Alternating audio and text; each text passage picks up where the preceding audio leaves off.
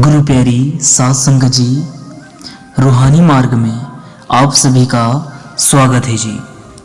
साध संगत जी, आज जो हम आपको साखी सुनाने जा रहे हैं वह बहुत सुंदर साखी है। यह साखी एक ऐसी सत्संगी भाई की है जो कि उस कुल मालिक से बहुत प्रेम करता था। वह सत्संगी भाई बहुत निर्धन था। उसके हालात ऐसे थे कि वह अपने लिए एक खरीद सकता था। उसने जैसे तैसे एक साइकिल खरीदी। वहाँ सत्संगी भाई अपने घर से सत्संग जाने के लिए बहुत ही परेशान होता था, क्योंकि उसका सत्संग घर उसके घर से बहुत दूरी पर था। लेकिन उस सत्संगी भाई की तड़प बहुत ही गहरी थी। वहाँ किसी भी हालात में सत्संग छोड़ना नहीं चाहता था।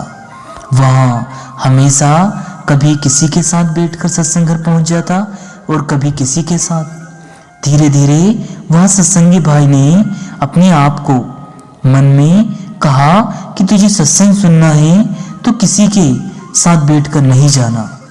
अब आगे से ध्यान रखना है कि सत्संग सुनने के लिए अब मुझे पैदल ही जाना है। क्योंकि कोई कभी उसको गाड़ी पर बैठा था, कभी नहीं बैठा था। वो कोई बैठा था तो उससे बोलता कि ले पैसे दे, तुझे मैं यहाँ तक बैठा कर लाया हूँ। तो वहाँ सत्संगी भाई जो कि बहुत निर्धन था, कभी उसके पास पैसे होते कभी नहीं होते। मजबूरी में वहाँ उसे पैसे देने पड़ते। तो वह सत्संगी भाई ने धीरे धीरे अपने आप को इस तरह से संभाल लिया कि वहाँ अब रोजाना 10 से 12 किलोमीटर दूर अपने पैरों से चलकर पैदल ही सत्संग घर पहुँच जाता जी। और वहाँ पहुँचकर बड़े ही स्नेह और भाव से प्रेम से सत्संग सुनता और सेवा करता जी। देखिए, उस कुल मालिक का बड़ा ही अनोखा अंदाज होता है। वह जिसे अपनी ओर बुलाना चाहता है उसे ना जाने अंदर से इतनी तड़प पैदा कर देता है कि वहाँ चाह कर भी नहीं रुकता। वहाँ सत्संगी भाई जब भी सत्संग के लिए निकलता, सैकड़ों मुश्किलें उसके सामने आ जाती थी, लेकिन फिर भी वह नहीं रुकता।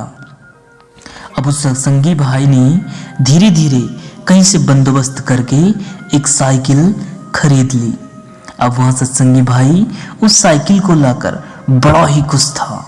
वह कहता था कि हे मेरे कुल मालिक, तेरा लाख लाख शुक्रिया जो तूने मुझे यह साइकिल दे दी। अब मैं इससे हर रोज समय पे सत्संग घर पहुंच जाऊंगा। क्यों कहता था? क्योंकि वहाँ जब पैदल आता था तो वहाँ लेट पहुंचता था, देरी से पहुंचता था। कभी तो सत्संग आधा हो जाता था, कभी समाप्त हो जाता था और कभी जल्दी भी पहुंच जाता था। लेकिन उसे इस बात का गम था कि ना तो मैं समय पे सत्संग सुन पाता हूँ और ना सेवा कर पाता हूँ।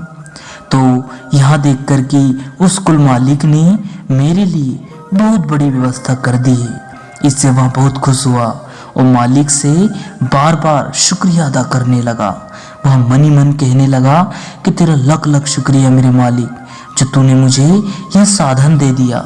अब मैं इससे रोजाना सत्संग घर सत्संग सुनने आऊँगा। अब वहाँ बड़े प्रेम से रोज सत्संग घर आने लगा और सत्संग सुनने लगा। अब वहाँ बड़े प्रेम से सत्संग सुनता, पूरे समय सत्संग घर रुकता और सेवा भी करता।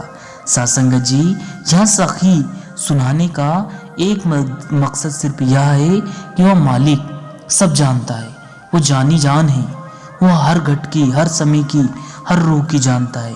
बस कोशिश ये करो कि हम अपना पूरा समय मालिक को दे सके, फिर वहाँ हमें सब कुछ देगा। सत्संग जी, अंत में हम हमारी वाणी को विराम देते हैं। आप जी अपना और अपनों का ध्यान रखें।